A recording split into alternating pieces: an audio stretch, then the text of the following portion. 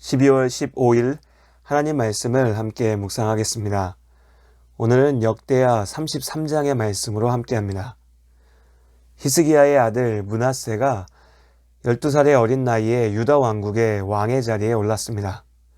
그는 이후 55년간 유다를 다스렸습니다. 기도의 사람 히스기야의 아들이었습니다. 우리는 아버지 못지않은 믿음의 삶을 살 것이라고 기대하게 됩니다. 그러나 성경이 평가하는 므낫세 왕은 한마디로 유다 왕국 역사상 최악의 왕이었습니다. 악한 왕 므낫세는 유다 왕국의 회복을 위한 아버지 히스기야의 모든 노력들을 무너뜨려 버립니다. 세우는 것은 어렵지만 무너지는 것은 순간이죠. 히스기야의 인도 아래 하나님 앞으로 돌아와 유월절을 지키고 말씀대로 예배를 회복했던 유다 백성들이 이제는 언제 그랬냐는 듯이 우상 숭배의 죄악에 빠져듭니다. 므낫세는 히스기야가 제거했던 바알의 제단들을 다시 세웠습니다. 아세라의 목상을 세우고 그 앞에 절하였지요. 온 유다에 우상 숭배가 만연하였습니다.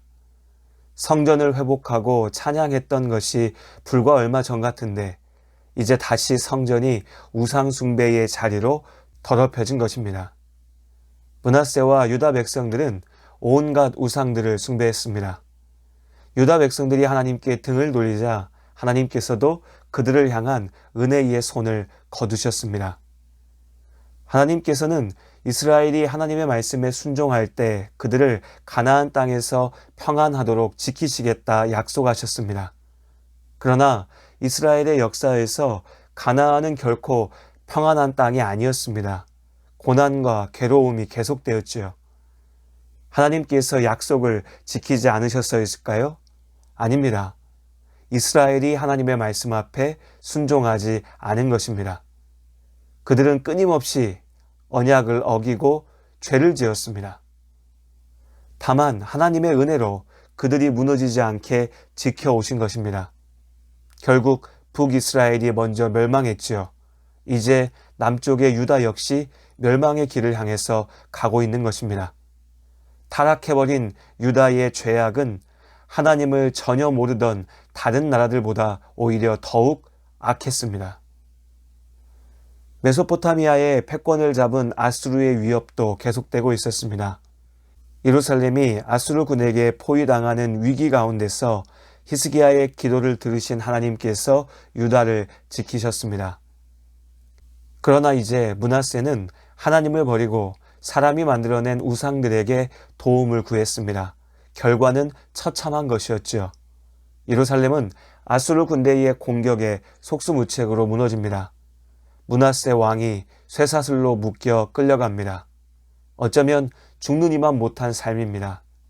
한 나라의 왕이 이제는 짐승처럼 끌려가고 있는 것입니다. 한편으로는 악한 자가 하나님 앞에 마땅한 벌을 받는 것이기에 속 시원하기까지 합니다. 그렇게 죄악과 실패로 끝장난 것 같았던 므낫세의 삶이었지만 하나님께서는 길 잃은 양, 파렴치한 탕자에게도 기회를 주십니다. 인생의 밑바닥에서 므낫세는 비로소 아버지 히스기야의 하나님을 바라봅니다. 오만함에 사로잡혀 죄악을 저질렀던 므낫세는 이제 겸손함으로 하나님 앞에 엎드려 기도합니다. 간절히 기도했죠. 오직 하나님만이 자신을 살리실 것을 알았기에 기도했습니다. 하나님께서 므낫세의 기도를 들으셨습니다. 하나님께서 그를 구하시고 예루살렘으로 돌아와 다시 왕의 자리에 앉게 하셨습니다. 예수님께서 우리를 위하여 십자가에 달리시던 날 함께 십자가형에 처해졌던 두 명의 죄인이 있었습니다. 한 사람은 끝까지 악하였지요. 함께 처형당하는 처지이니 어찌 생각하면 인간적으로 일말의 동정이 생길 법도 했지만 예수님을 조롱하는 유대인들과 동조하여서 자신도 지금 십자가에서 죽어가면서도 예수님을 비웃고 모욕했습니다. 그렇게 영원한 죽음 가운데 던져졌죠. 그러나 다른 한 죄인은 십자가에 매달려 죽어가는 그 순간에 예수님을 믿고 고백합니다. 예수여, 당신의 나라에 임하실 때에 나를 기억하소서. 예수님께서 말씀하십니다. 내가 진실로 너에게 이르노니 오늘 네가 나와 함께 낙원에 있으리라. 하나님께서는 끝에 끝까지 우리를 기다리십니다. 우리를 위하여서 문을 열어두십니다. 하나님께서 우리를 이토록 사랑하십니다. 이제 하나님 앞으로 돌아온 므낫세는 자신의 잘못을 돌이킵니다. 이제 비로소 아버지 히스기야의 길을 쫓아가는 것이지요. 우상의 제단들을 무너뜨렸습니다. 여호와의 성전을 보수하고 말씀에 순종하는 예배를 다시 시작했습니다. 온 유다 백성들에게 이스라엘 하나님 여호와를 섬기라고 명령했습니다. 길 잃은 어린 양이 목자 앞으로 돌아왔습니다. 집을 나갔던 탕자가 아버지께로 돌아온 것입니다. 오늘 묵상을 마치면서 마지막으로 한 가지 더 생각해 봤으면 좋겠습니다. 오늘 므낫세는 극적인 회심을 보여줍니다. 감동적인 간증이 되죠. 현실판 돌아온 탕자, 이런 이야기들은 많은 그리스도인들의 마음을 뭉클하게 하는 힘이 있습니다. 그래서일까요? 중한 범죄를 저질렀던 사람들이 회개하고 은혜 받았다고 하는 간증들이 많은 사람들에게 주목을 받습니다. 죄인이 목사가 되었다고 하면 더 대단한 은혜인 것처럼 말합니다. 물론 우리 모두는 죄인이고 하나님께서는 우리의 죄를 용서하십니다. 분명 은혜의 문은 모두에게 열려 있습니다.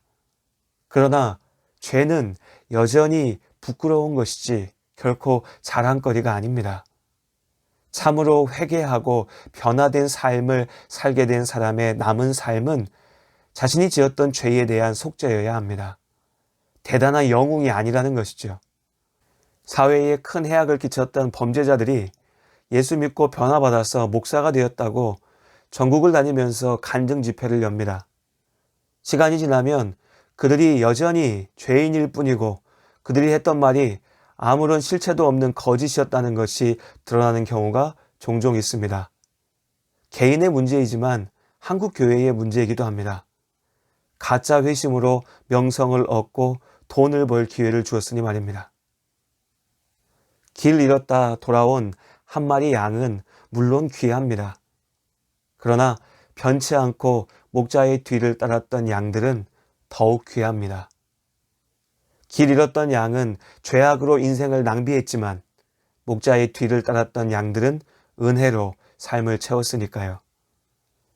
아버지 곁에 머물렀던 큰아들이 탕자 동생을 부러워해서는 안 됩니다. 탕자 동생이 형과 같이 순종하지 못했음을 부끄러워해야죠. 누가 나은지 따지자는 것은 아닙니다. 결국 우리 모두가 탕자이고 또 형이니까요. 다만 교회에서 나고 자라 살아오면서 제가 경험했던 것은 하나님께서 세우신 자리를 변치 않고 지키는 삶이 참으로 복되다는 것입니다. 아마도 이 말씀을 듣는 많은 성도님들은 예전에는 처음 하나님 앞에 나올 때는 탕자 같은 분들도 있었겠지만 지금은 아버지의 곁을 지키고 계시는 하나님의 아들, 딸일 겁니다. 여러분의 지금의 삶이 귀합니다. 참된 은혜의 자리입니다.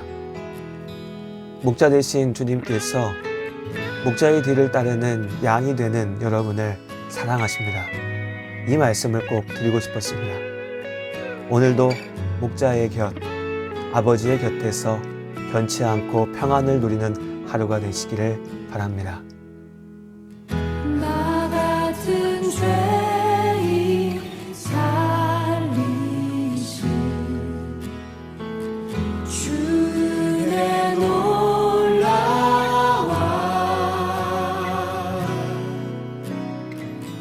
잃었던 생명 찾았고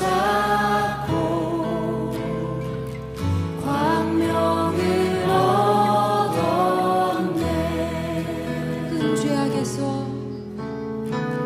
큰 죄악에서 건지